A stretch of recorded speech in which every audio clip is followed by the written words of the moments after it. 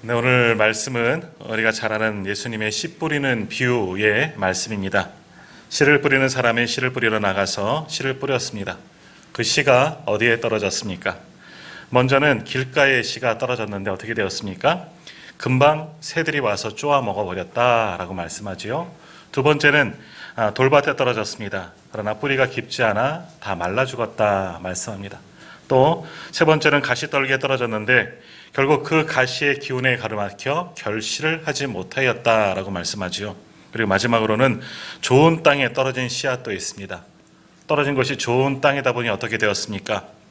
뿌린 것보다도 더 많이 열매를 맺습니다. 30배, 60배, 100배의 결실을 맺었다. 이것이 이제 오늘 본문의 말씀이고, 하반절 13절 이후의 말씀은 이 비유의 말씀을 해석하는 예수님의 말씀입니다. 자, 오늘 결국 말씀에서 주는 것은 무엇입니까? 열매를 맺으려면 무엇이 중요하다? 네? 네, 땅이 중요합니다. 앞에 분은 제가 귀가 먹어갖고 잘 안 들려갖고요. 땅이 중요하다, 밭이 중요하다. 어떤 밭에 뿌려졌고 어떤 밭에 씨가 들어갔고 거기서 어떤 밭에서 영향을 받고 자라느냐, 이것이 중요하다라는 겁니다. 자, 이 말씀을 다시 한번 생각해 보겠습니다. 오늘 씨가 의미하는 건 무엇입니까? 우리가 2년 동안 또 이 말씀을 우리가 연초마다 들었죠. 씨가 의미하는 것은 하나님의 말씀입니다. 자, 말씀이 잘 자라려면 두 가지 요소가 크게는 필요하다라는 겁니다. 먼저는 말씀을 전하는 자, 씨 뿌리는 자가 탁월해야 된다라는 겁니다. 다시 말하면 말씀을 전하는 자, 설교자가 말씀을 아주 잘 전해야 된다. 씨를 잘 뿌려야 된다 하는 말씀이죠. 그러니까 설교자가 잘해야 된다는 겁니다. 말씀을 전하는데 너무 어렵게 전해서도 안 되고, 자기가 말씀을 전하면서도 무슨 말 하는지 모르고 이 말 저 말 하면 안 된다라는 말씀입니다. 전하는 자가 먼저 그 말씀을 잘 수호하고 잘 이해하고 그 말씀을 잘 전해야 한다라는 것이죠. 그러므로 말씀을 전하는 자 누구겠습니까? 목회자를 위해서 우리 성도님들 기도해 주시기를 부탁을 드리겠습니다. 자, 두 번째, 그럼 말씀이 잘 자라기 위해서는 무엇이 또 좋아야 한다? 밭이 좋아야 되는 겁니다. 내 밭이, 말씀을 받는 내 밭, 듣는 자가 중요한 것이죠. 말씀을 듣는 자, 우리가 중요하다는 겁니다. 더욱이 오늘 말씀은 말씀을 전하는 자도 중요하지만 무엇보다도 무엇이 더 중요하다? 받는 자, 밭이 중요하다는 겁니다. 듣는 자가 중요하다는 겁니다. 그래서 9절에서 예수님께서 뭐라고 말씀하십니까? 또 이르시되 들을 귀 있는 자는 들으라 하시니라. 들을 귀 있는 자, 다 귀가 있습니다. 잘 들어야 한다. 들을 귀 있는 자는 잘 들어야 한다. 주님 말씀하십니다. 그러니까 잘 들으라는 겁니다. 듣는 것이, 말씀을 받는 것이 무엇보다도 중요하다라고 말씀하는 겁니다. 자, 그러면 오늘 네 가지 밭의 비유가 나오는데요. 오늘 예배하는 말씀을 듣는 우리의 밭은, 우리는 어떤 상태의 밭이냐 하는 겁니다. 자, 오늘 내 마음의 밭은 잘 기경되어져 있습니까? 오늘 나오는 말씀처럼 정말 이 좋은 땅, 옥토와 같이 내 마음의 밭, 말씀의 씨앗이 뿌려지는 내 마음의 밭은 온전히 기경되어져 있고 많은 열매를 맺을, 풍성하게 자랄 준비가 되어져 있느냐라는 겁니다.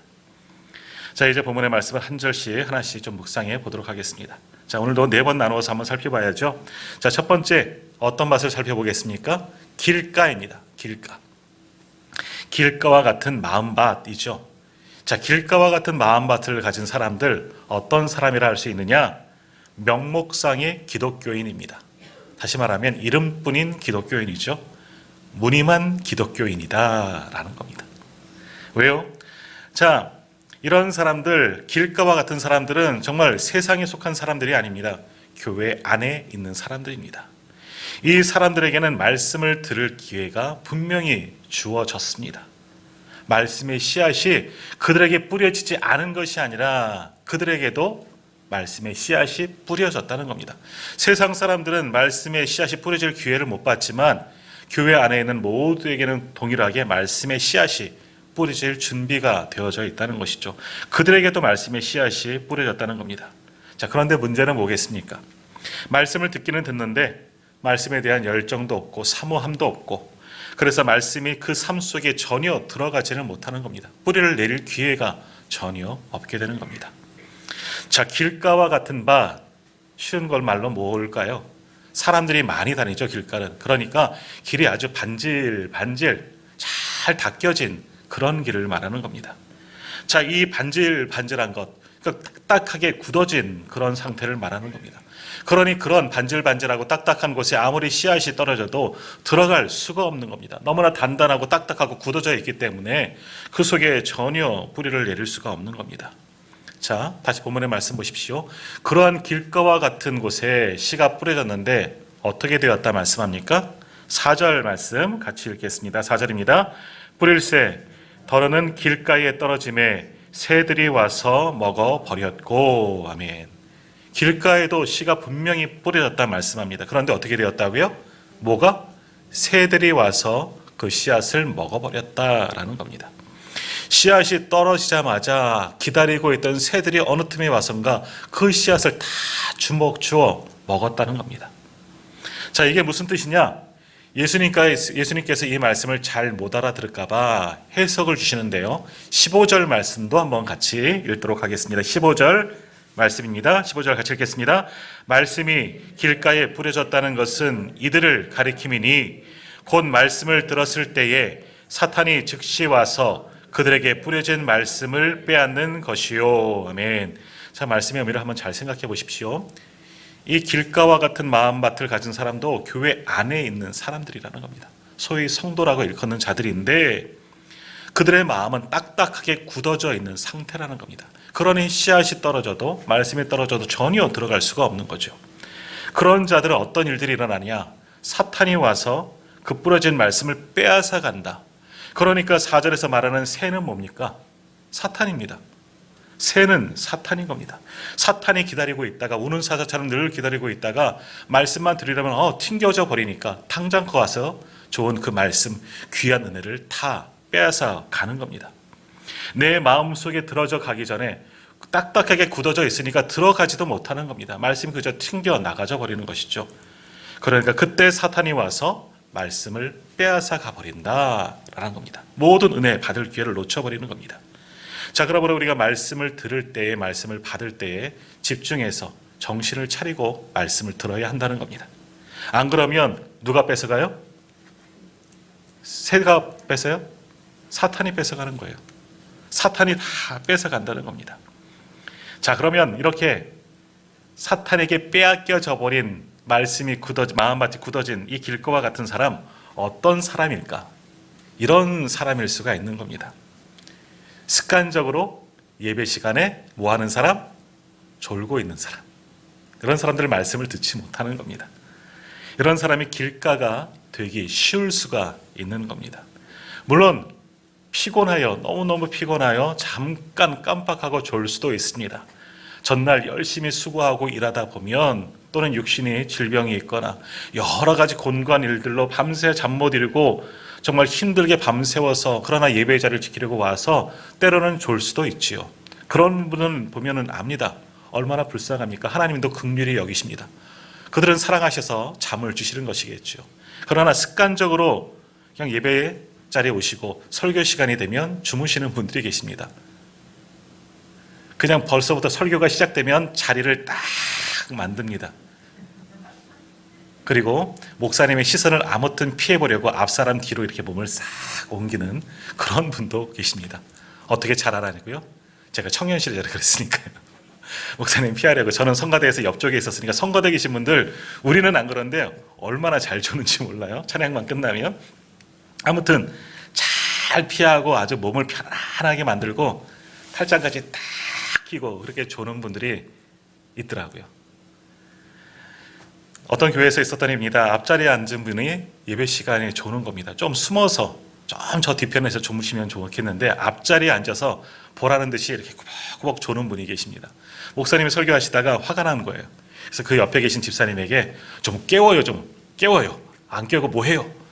좀 짜증스럽게 말씀을 했습니다. 그러니까 그 집사님이 아무튼 목사님이 예배 시간 깨우라니까 그 졸고 있는 집사님을 깨우면서 속으로 조금 이렇게 소리를 내면서 이렇게 중얼거렸다고 합니다. 재우기는 지가 재워놓고 깨우기는 나보러 깨우래. 자, 그럼 뭡니까? 조는 건 누구 책임이에요? 네, 설교자 그러고 있어요. 목사님도 책임 있는 거예요. 졸게 만드는 목사도 책임이 있죠. 그러니까 졸게 하는 목사도 잘못한 겁니다. 아마 천국 가면 혼날 것 같습니다. 근데 처음부터 그런 좌야지 하는 그런 마음들, 아마 많은 분들, 저도 청년 시절에 그랬던 적이 있었던 것 같습니다. 폼 잡고 딱 준비된 마음으로 그렇게 하면 안 된다라는 겁니다. 그런 분들이 길가가 되기 쉽다라는 겁니다. 기독교 변증가 C.S. 루이스가 쓴 책 가운데 스크루테이프의 편지, 이 예화를 아마 말씀을 드렸던 것 같습니다. 이런 얘기 있습니다. 어느 사회적으로 존경받는 노신사가 도서관에서 책을 읽습니다. 책을 읽는데 기독교와 관련된 그런 고서들을 읽게 됩니다. 그 말씀을 읽는 동안에, 그 책을 읽는 동안에 많은 은혜를 받습니다. 야, 내가 그랬구나. 아유, 예수 잘 믿어야 하는데 내 삶을 보니까 그렇게 하지 못했구나. 이 책을 읽는 동안에 많이 뉘우치고 회개하고, 자, 내 인생 이제 얼마 안 남았으니까 열심히 신앙생활을 한번 해보련다. 그 책을 읽으면서 결단을 하게 됩니다. 자, 그런데 그렇게 생각하고 있는데 보니까 점심시간이 다 된 겁니다. 아, 밥 먹으러 가야 됐구나. 그래서 책을 덮고 식당에 가서 또 밥을 맛있게 먹었습니다. 밥을 먹고 나니까 식곤증이 찾아오죠. 노곤해집니다. 마음도 몸도 편안해지기 시작합니다. 그러면서 이런 생각이 드는 겁니다. 에이, 뭐 인생 별거 있나? 뭐 다 이렇게 살았잖아. 지금까지 이렇게 살았는데 아무 문제 없잖아. 뭐 내가 이제 뭘 바꾸겠어. 살 날도 멀지 않았는데 그냥 이대로 살다 죽지 뭐. 이렇게 생각하고 책을 딱 덮고 그냥 집에 가버리고 말았습니다. 그래서 점심도 먹고 잠도 오고 해서 버스를 타고 집으로 돌아가게 되었습니다. 그 버스를 타고 돌아가는 이 노신사의 모습을 보면서 뒤에서 씩 하고 웃는 게 있습니다. 뭐겠습니까? 사탄입니다. 사탄이 회심을 짓고 웃고 있었더라 하는 내용의 이야기입니다. 자, 이 이야기를 들으면서 오늘 교회당을, 예배당을 채우고 있는 수많은 사람들을 보면서 어찌 보면 사탄도 씩 하고 웃고 있지는 않을까. 예수님께서 말씀을 듣는 우리를 보고 흐뭇해하셔서 미소를 짓는 것이 아니라 말씀이 튕겨나가는 우리들을 보고서 사탄도 씩 하고 웃지는 않을까. 그런 생각을 해봅니다. 새해 첫날이라 많은 분들 오셔서 또 예배 드리면서 올해는 한번 새해니까, 첫날이니까 열심히 한번 신앙생활 해보리라. 오늘 목사님 말씀도 그러시는데 나 좋은 밭 돼야지 결단하고 열심히 해보려고 하는데 어떻습니까? 오늘 설교가 좀 깁니다. 그러니까 그런 생각을 아마 조금 이따 하실지도 모르겠습니다. 오늘 왜 이렇게 설교가 길어? 아유, 졸린데? 피곤한데? 배도 고파오는데?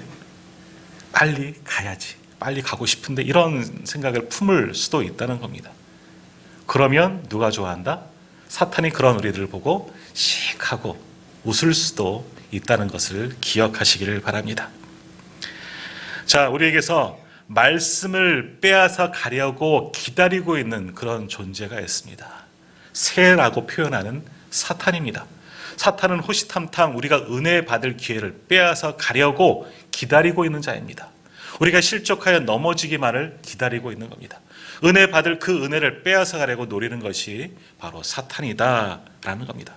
이렇게 사탄에게 모든 은혜, 받은 말씀 다 빼앗는 자들, 그런 사람들을 가리켜 길가와 같은 사람들이라고 말하는 겁니다. 우리는 그런 길가와 같은 마음밭을 가져서는 절대 안 되는 겁니다. 자, 두 번째 밭이 나옵니다. 돌밭입니다.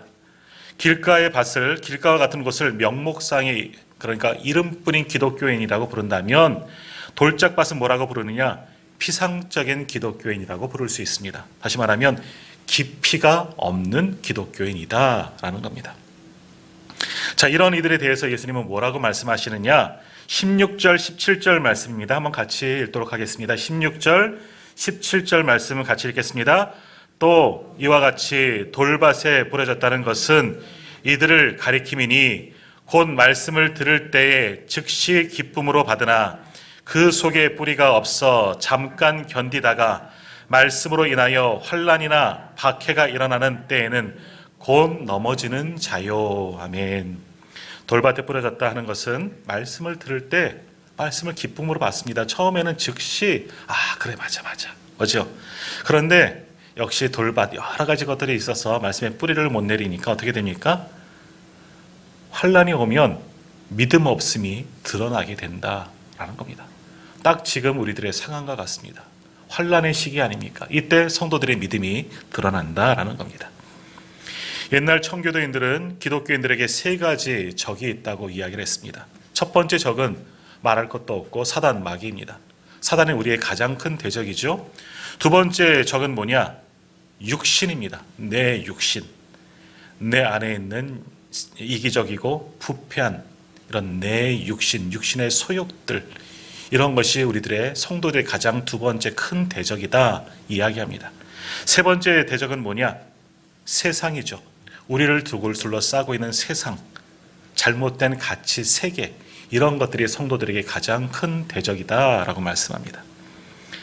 자, 이 말씀에 따르면 길가와 같은 마음밭을 공격하는 대상이 사탄이라면 돌짝밭을 공격하고 있는 것은 뭐겠습니까? 육신입니다.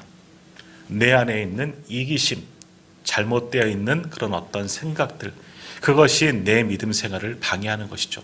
그것이 말씀의 뿌리를 못 내도록 방해하는 돌과 같은 것이다 라는 겁니다. 쉽게 말하면 그저 편안한 게 좋아, 쉬운 게 좋아, 어려운 건 아니야, 이런 겁니다. 신앙생활을 하기는 합니다. 그러나 좀 더 쉽게, 좀 더 안일하게, 편안하게 하자, 이런 사람들을 돌짝밭과 같은 사람들이라 말할 수 있습니다. 교회 다니다 보면 조금씩 불편한 게 있습니다. 좀 교회 좀 다니려고 그러면 목사님이 뭘 시키고 직분 맡기고 사명 주고 요구하는 게 많아져요. 뭐 헌금도 많이 하라 그리고 이것도 봉사라고 저것도 하라 그리고, 그럴 때 귀찮고 힘이 드는 겁니다. 그것이 돌과 같이 보여지는 것이죠. 그래서 어떻게 하고 싶습니까? 도망가고 싶죠. 안 하고 싶습니다. 이 핑계 저 핑계 대고 빠져나가는 겁니다. 이것이 돌짝발 같은 그런 마음밭입니다. 자, 16절 말씀 다시 한번 보십시오. 16절 보십시오. 돌밭에 뿌려졌다는 것은 이들을 가리킴이니 곧 말씀을 들을 때에는 어떻게 됩니까? 돌짝밭 같은 사람들도 말씀을 들을 때에는 그 다음 뭐래요? 즉시 기쁨으로 받으나, 즉시 기쁨으로 받기는 받습니다. 말씀을 들으면서 그렇구나, 이거 또 오늘 깨달았구나, 이제는 이렇게 살면 안 되겠구나, 결단도 합니다. 말씀을 들으면서 뭐 재밌으면 웃기도 하고, 찔리고 아파하면 울기도 하고, 또 어떨 때는 돌아가시면서 목사님 오늘 말씀에 은혜 받았습니다, 이런 표현도 하고 인사도 하고 다 갑니다. 그런데 이런 분들의 스타일이 어떻게 바뀌느냐? 은혜를 받는 것 같지만 소위 그 은혜를 쉽게 잊어버릴 때가 참 많이 있다라는 겁니다. 은혜 받아서 언제 보면 또 열심히 하는 것 같습니다. 뭐 새벽부터 나오고 열심히 봉사하고 헌신하는 것 같지만 어느 순간 안 보이기 시작합니다. 바람처럼 나타났다가 바람과 함께 사라지는 분들이죠. 왜 안 오느냐? 연락해봐서 잘 안 나와서, 열심히 하는 것 같아서 왜 무슨 일 있으십니까? 여쭤보면 이제 그러는 겁니다. 누가 자기한테 싫은 소리 한번 한 겁니다. 또 목사님이 말하는 거 듣고 오해하고 시험이 든 겁니다. 그래서 오기가 싫다는 겁니다. 여름 되니까 오기가 싫대요. 여름엔 너무 더워서 가기가 힘들대요. 겨울엔 또 안 와요. 왜 안 올까요? 춥고 미끄럽고, 그래서 안 온다는 거예요. 말씀의 은혜를 받지만 그 은혜 같은 것이 얼마 못 간다 하는 겁니다. 이런 것들이 실제 신앙생활에 뿌리를 내리지 못하게 하는 방해, 그러니까 돌밭이 많은 겁니다. 내 안에 여러 가지 핑계거리들이 가득한 거죠. 그러니까 말씀에 씨앗이 뿌리고 즉시 뿌리는 내려요. 그러나 은혜는 받지 못하고 받은 은혜 쉽게 빼앗겨 버린다라는 겁니다. 그런 올바른 신앙에는 뭡니까? 환란의 때에 보면 알 수 있는 겁니다. 고난이 생기고 문제가 생기면 그분의 신앙을 알 수가 있다는 겁니다. 지금 코로나 시국 속에서 한국교회가 어렵고 성도들의 수가 주는 것은 결국 이와 같다는 겁니다. 역경이 올수록 더 매달리고 더 기도하고, 하나님 저는 못하겠습니다, 해결하여 주십시오, 매달려야 되는데, 이때 믿음이 얕은 돌짝밭 같은 신앙인들은 믿음이 흔들리는 겁니다. 아이고 뭐 사회적 거리두기 하란다, 뭐 인원 제한 하란다, 나 하나 빠져도 되겠지 하다 보면 믿음을 다 잃고 믿음 안에서 떠나버리고 만다는 것이죠. 옛날, 지금도 중국에서 많은 선교사님들이 추방을 당했지만 모태동 시대에도 문화혁명을 시작할 때 정말 선교사님들이 많이 추방당했습니다. 마지막으로 떠나가던 선교사님이 한 분이 이제 자기가 키워놓은 제자, 그분도 이제 목회자가 되는 겁니다. 현지인, 중국인이죠. 그래서 중국이 마지막 목사님과 대화를 나누면서 이 선교사님이 추방당해서 이제 짐을 싸고 갈 때가 되었습니다. 마지막으로 이 중국인 목사님과 차를 마시면서 이런 이야기를 한 겁니다. 중국인 목사님에게 선교사님이, 목사님 견딜 수 있겠습니까? 앞으로 더 큰 시험과 환난이 올 겁니다. 불과 같은 그런 환난과 연단이 올 터인데 목사님 잘 견딜 수 있으시겠습니까? 하고 걱정이 돼서 선교사님이 떠나시면서 중국인 현지 목사님에게 이렇게 물었습니다. 자, 그런데 중국인 목사님이 가만히 계시다가 마시고 있는 이 차, 이 티팩을 보면서 이렇게 이야기를 했다는 겁니다. 선교사님, 차가 뜨거우시죠? 이 티백이 물이 뜨겁다고 해서 들어갔을 때 그 차 맛을 잃어버렸겠습니까? 아닙니다. 뜨거우면 뜨거울수록 더 깊은 차 맛을 내는 겁니다. 저는 이것이 믿음이라고 생각합니다. 믿음은 역경이 오고 환난이 오고 고난이 오면 진가가 드러나는 겁니다. 절대로 흐려지거나 하지 아니하고 오히려 고난을 통해서 믿음이 굳건해지는 겁니다. 선교사님 걱정하지 말고 가세요. 저는 끝까지 믿음을 잘 지키고 이 교회를 지키겠습니다. 다만 저를 위해서, 이 교회를 위해서 기도해 주세요 하고 이야기를 하셨다는 겁니다. 이런 참된 신앙, 참된 믿음은 고난을 이겨낼 수가 있는 겁니다. 역경 속에서 고난이 왔을 때 더 빛을 내고 더 맛을 내는 것이죠. 지금 우리가 그래야 하는 겁니다. 그러나 돌짝발 같은 그런 마음을 가진 피상적인 그리스도인들은 조금만 어려움이 와도, 조금만 불편해도, 조금만 시험이 와도 그 마음이 뒤틀리고 있던 자리에서 떠날 수밖에 없는 겁니다. 그러니까 쉽게 신앙을 포기하고 받은 은혜도 다 잊어버리고 믿음 없는 자로 살아갈 수가 있다. 그것이 돌짝밭 같은 사람들의 모습이다라는 겁니다. 자, 세 번째, 가시떨기 밭입니다. 가시떨기. 길가가 명목상의 기독교인이고 돌짝밭이 피상적인 기독교인이라면 가시떨기 밭은 뭘 말하느냐? 세속적인 기독교인을 말하는 겁니다. 자, 이러한 사람들 주님께서 뭐라고 해석해 주셨느냐? 18절 19절 말씀, 18절 19절 같이 읽겠습니다. 또 어떤 이는 가시떨기에 뿌려진 자니 이들은 말씀을 듣기는 하되 세상의 염려와 재물의 유혹과 기타 욕심이 들어와 말씀을 막아 결실하지 못하게 되는 자요. 아멘. 말씀을 막아 결실하지 못하게 만든다. 이제 그것을 7절에 보면 가시의 기운이 막음으로 라고 표현하고 있습니다. 가시의 기운 때문에 결실하지 못하는데 그 가시의 기운이 뭐냐? 18절 19절에서 뭐라 그래요? 세상의 염려와 재물의 유혹과 기타 세상적인 욕심들, 욕망들, 세상적인 모든 것들이 가시의 기운이라는 겁니다. 이런 것들 때문에 믿음의 뿌리를 못 내리고 자라난 것 같지만 곧 다 쓰러지고 넘어질 수밖에 없다.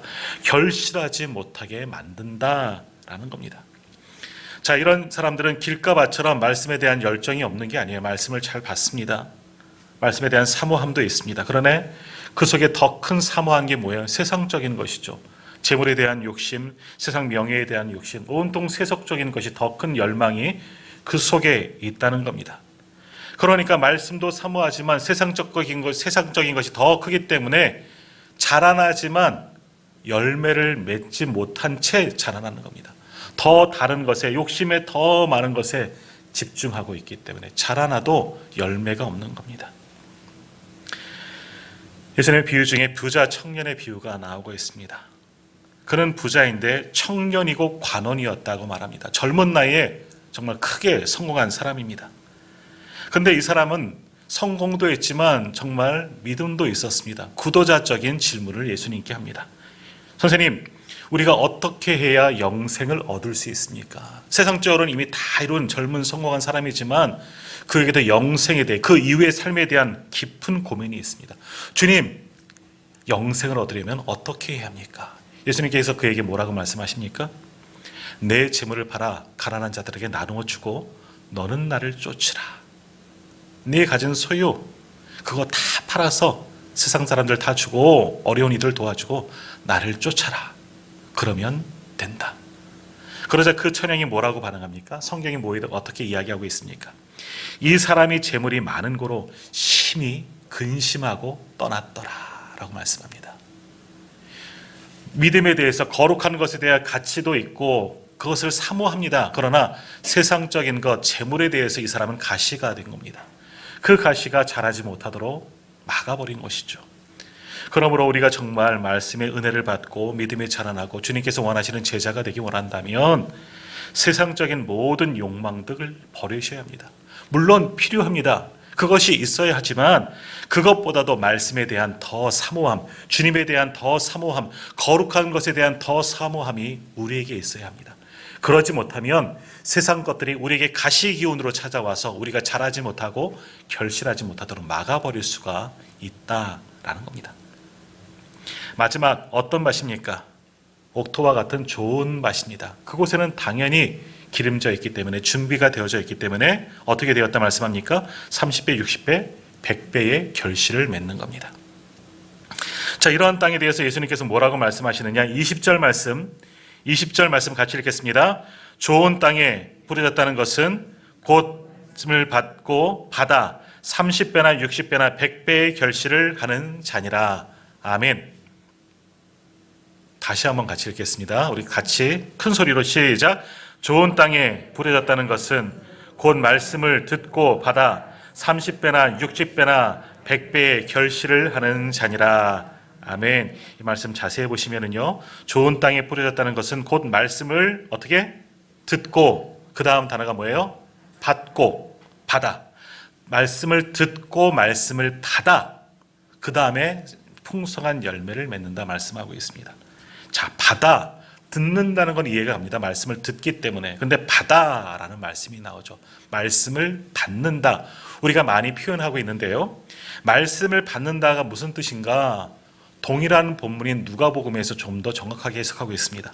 누가복음 8장 15절에 보면 이렇게 말씀합니다. 좋은 땅에 있다는 것은 착하고 좋은 마음으로 말씀을 듣고 지키어 인내로 결실하는 자니라. 말씀을 듣고 지킨다. 받는다는 것은 곧 지킨다는 겁니다.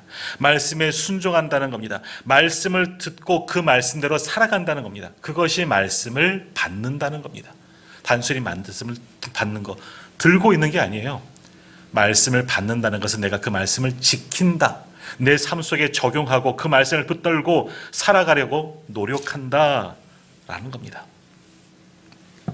근데 이것이 어렵습니다. 말씀을 듣습니다. 오늘 길가 또는 돌짝밭, 가시덤불, 밭은 밭, 다 말씀을 잘 듣기는 듣습니다. 그 다음이 문제이죠. 좋은 땅이 된다는 것은 잘 기억하는 것도 있겠지만 그 말씀을 받아 지키는 것이기 때문에 좋은 밭이 되는 겁니다. 말씀을 지킨다, 순종한다, 삶에 적용한다 라는 겁니다. 오늘 우리들은 말씀을 적용해야 합니다. 그 말씀을 붙들고 날마다 우리의 삶 속에서 말씀이 이끄는 대로 부단히 수고하며 노력하며 나아가야 하는 겁니다. 그것이 말씀을 받는 자들, 말씀을 지키는 자들의 모습입니다. 그러면 그 말씀이 우리에게 은혜를 주고 그 말씀으로 인하여서 우리가 승리할 수가 있는 겁니다. 세상을 이길 수 있는 믿음, 바로 거기에서부터 시작되어지는 겁니다. 아무리 말씀을 들어도 말씀을 많이 들으면 뭐 하겠습니까? 그 말씀을 내가 받지 못하면, 내가 지키지 못하면 튕겨져 나가고 결실하지 못하게 만드는 겁니다. 말씀을 들었다면 말씀을 내 삶 속에서 적용하며 살아가는 것, 이것이 중요하다. 그럴 때 30배, 60배, 100배의 결실을 맺는 것이다. 주님이 말씀해 주셨습니다. 제 말이 아니고요. 예수 그리스도의 말씀입니다. 어떤 목사님이 교회에 부임했습니다. 이제 첫 주 설교를 하셨죠. 모든 분들이 말씀의 은혜를 받았습니다. 야, 우리가 좋은 목사님 모셨구나. 두 번째 주 말씀을 또다시 말씀을 주시는데 지난주랑 말씀을 비슷하게 하시는 것 같아요. 뭐 그럴 수도 있지. 시리즈 설교인가? 그렇게 넘어갔습니다. 세 번째 주가 되었는데 똑같은 말씀을 또 한 번 하시는 겁니다. 목사님이 치매가 걸렸나? 준비를 안 하시나? 같은 말씀을 세 주나 하시네? 네 번째 주가 되었습니다. 또 똑같은 말씀을 하시는 겁니다. 성도들이 화가 났습니다. 목사님을 잘못 뽑았네. 어떻게 목사님 말씀도 준비도 하고 안 하고 네 주나 한 달 동안이나 같은 말씀을 계속해서 주시나? 목사님 그러실 수 있습니까? 따지기 시작했습니다. 목사님이 뭐라고 말씀하십니까? 제가 오히려 질문 드리겠습니다. 여러분 말씀 잘 받으셨습니까? 잘 지키셨습니까? 순종하셨습니까? 제가 똑같은 설교를 4번이나 했는데 말씀을 지킨, 말씀에 순종한 흔적이 전혀 보이지 않아서 계속 그 말씀을 하고 있는 겁니다. 성도님들 잘 받으실 때까지, 잘 지키실 때까지 저는 이 말씀만 전하겠습니다. 자, 오늘 우리는 좋은 땅처럼 하나님의 말씀 앞에 잘 반응하고 계십니까? 잘 듣고, 잘 받고, 잘 지키고 계십니까? 그러면 30배, 60배, 100배의 결실을 맺는 겁니다. 결실을 맺고 열매를 맺는 분들이 특별하고 우리보다 믿음이 대단하고 뛰어나서 위대한 신앙인이어서 그들이 결실을 맺는 겁니까? 아닙니다. 말씀을 잘 받고 듣고 받고 지켰기 때문에 그들이 풍성한 결실을 맺는 겁니다. 올 2022년 우리 교회 표어는 보시는 대로 믿음으로 자라나는 교회입니다. 우리가 2년 동안의 표어가 뭐였습니까? 믿음의 씨앗을 심는 교회였습니다. 물론 1년만 하려고 했는데 코로나 때문에 2년 동안 작년에는 리셋 믿음의 씨앗을 심는 교회라는 주제로 또 한 번 같은 표어를 붙잡고 나아갔습니다. 믿음의 씨앗을 심는 교회는 뭡니까? 좋은 말씀의 씨앗을 옥토와 같은 곳에 우리 마음판에 심자, 우리에게 심자. 그러기 위해서 우리가 우리의 마음밭을 옥토로 만들자, 기경하자. 그것이 2년간 우리 교회의 목표였습니다. 자, 그럼 한번 생각해 보십시오. 2년이 지났습니다. 말씀의 씨앗을 심는 교회, 내 마음밭을 옥토로 만들자, 기경하자.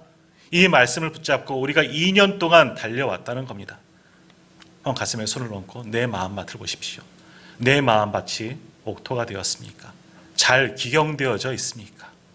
그래서 말씀의 씨앗이 우리 속에 뿌려지면 그 말씀이 이제 우리 속에서 잘 자라날 준비가 되어져 있습니까? 하나님께서 우리가 준비가 잘 되어지지 않은 것 같으니까 작년 코로나 2년 동안 주시면서 또 한번 리셋, 다시 한번 도전합시다.